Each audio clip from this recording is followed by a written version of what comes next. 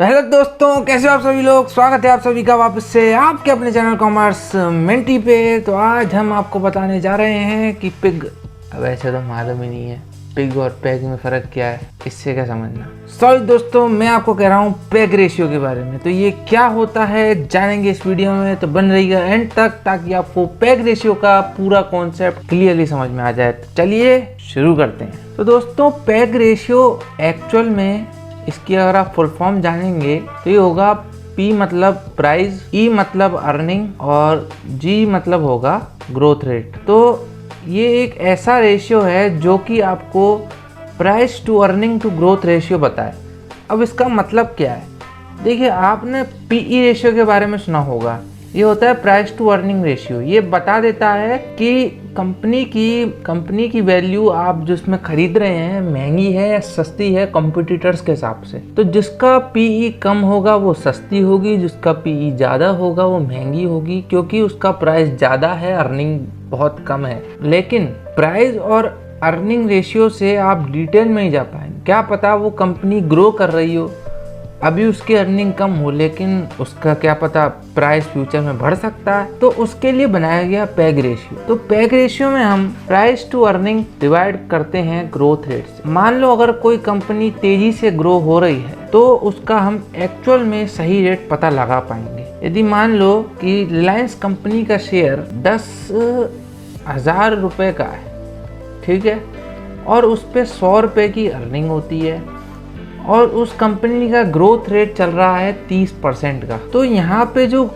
Rate आएगा आपका वो आएगा 100/30/100। तो पैग रेशियो आएगा 0.33 का। तो दोस्तों आपको बता दूं कि पैग रेशियो, अगर पैग रेशियो 1 से कम है तो ये बहुत अच्छी अपॉर्चुनिटी है इसको खरीद लेने की, बाय करने की। शेयर को बाय करना पड़ेगा, ठीक है। यहाँ पे आपको ज़रूरी है क्योंकि उसकी ग्रोथ तेज़ी से बढ़ रही है और उसकी ग्रोथ डिवाइड हो गई है, इसलिए ये 1 से भी कम आ रहा है। अगर पैग रेशियो 1 आ जाता है आपका तो ये बहुत ठीक बात है, ये मॉडरेट चल रहा है मामला, ये खरीद लीजिए, बेच ले लीजिए, कुछ भी कर लीजिए। और अगर पैग रेशियो 1 से ज़्यादा आ जाए तो ये ऐसी अपॉर्चुनिटी है जहाँ पे आपको सेल करने का मांगता है। यहाँ पे आपको शेयर को सेल कर देना चाहिए, क्योंकि पैग रेशियो मतलब अभी प्राइस जो है शेयर का वो बहुत ज़्यादा चल रहा है, ठीक है। उसकी ग्रोथ कम है लेकिन प्राइस बहुत ज़्यादा है और अर्निंग भी कम है, तो इसलिए ये 1 से ऊपर उठ रहा है और इसको बेचने का ये सही मौका है। लेकिन क्या सिर्फ पैग रेशियो को देख के ही हम शेयर खरीद या बेच सकते हैं?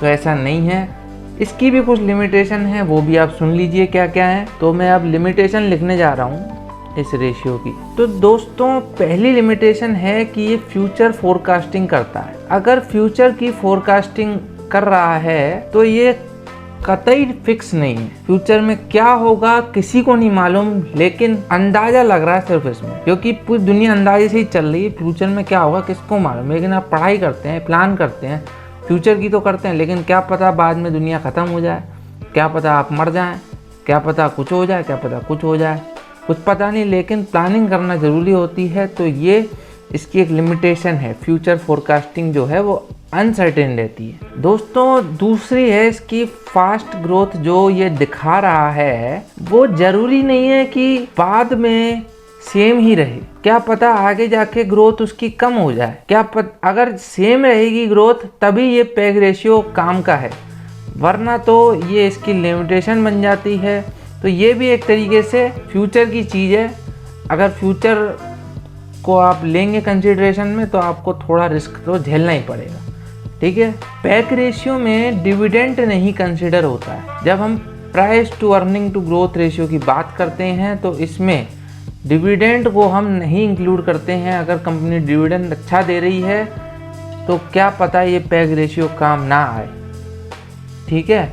तो ये 3 इसकी लिमिटेशन थी। पहला, फ्यूचर फोरकास्टिंग जो है वो अनसर्टेन है। अगर ग्रोथ रेट सेम रहेगी तब पैग रेशियो काम करेगा, वरना नहीं करेगा। और डिविडेंड इसके अंदर कंसिडर नहीं किया जाता। तो ये 3 इसकी लिमिटेशन है।